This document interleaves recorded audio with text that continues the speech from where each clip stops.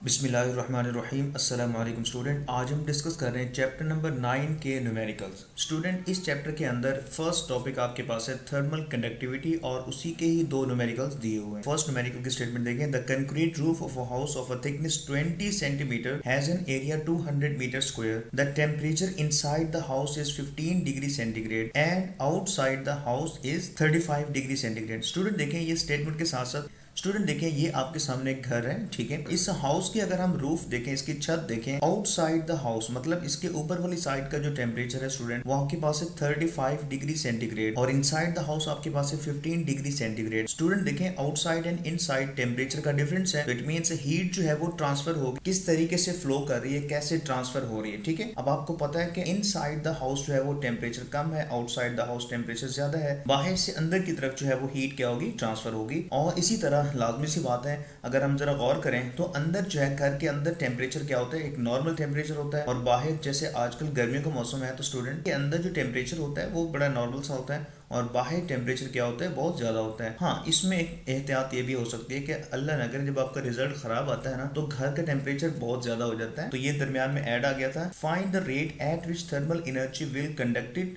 Through the roof, the value of के for concrete is 0.65। Student देखें, ये आपके सामने एक स्टेटमेंट, ठीक है, कि ये हाउस है और इसके आउटसाइड द टेम्परेचर जो है वो 35 डिग्री सेंटीग्रेड है, इनसाइड 15 डिग्री सेंटीग्रेड है। लाजमी सी बात है कि बाहर से अंदर की तरफ हीट ट्रांसफर होगी, ठीक है, क्योंकि ये ट्रांसफर ऑफ हीट वाला चैप्टर हम पढ़ रहे हैं। इसका डाटा गिवन जो है वो उसका देखें। स्टूडेंट आपके सामने है थिकनेस ऑफ अ रूफ, छत की जो थिकनेस है वो है 20 सेंटीमीटर, ठीक है। सेंटीमीटर को हमने मीटर में कन्वर्ट करने के लिए 100 पे डिवाइड किया और ये जीरो इस जीरो से कैंसिल हो गया तो आपके सामने आ गया 0.2 मीटर। और इसका जो एरिया है, ये जो आपको एरिया नजर आ रहा है ना स्टूडेंट, वो आपके पास है 200 मीटर स्क्वायर। और इसी तरह T1 टेम्परेचर मतलब इनसाइड द हाउस आपके पास है 35 डिग्री सेंटीग्रेड और इसमें हमने ऐड कर दिया 273, क्योंकि हमारे पास SI यूनिट जो है वो केल्विन है और सेंटीग्रेड से केल्विन में जाने के लिए हमें 273 ऐड करना पड़ता है और ये आपके पास 308 केल्विन आ गया। और T2 आपके पास जो है वो 15 डिग्री सेंटीग्रेड है, तो 15 प्लस 273 आपके पास बन जाएगा 288 केल्विन। ये हमने फाइंड करना है Q/T मतलब 1 सेकंड में जो है वो कितना हीट ट्रांसफर हुई है इनसाइड द हाउस। और इसकी वैल्यूज हमें पता है, K की वैल्यू आपके पास है 0.65 और एरिया दिया हुआ था 200 मीटर स्क्वायर और T1 टेम्परेचर था 308 और इसी तरह T2 टेम्परेचर आपके पास है 288 और इसी तरह जो थिकनेस है वो आपके पास है 0.2। जब हम इसे डिवाइड करेंगे स्टूडेंट, ठीक है, ये 0.2 डिवाइड हो रहा है, जब हम इसे कैलकुलेट करेंगे तो फाइनली आपके पास आंसर आ जाएगा rate of flow of heat Q/T is equal to 13,000 joule per second. तो ये था आपके पास न्यूमेरिकल नंबर 1।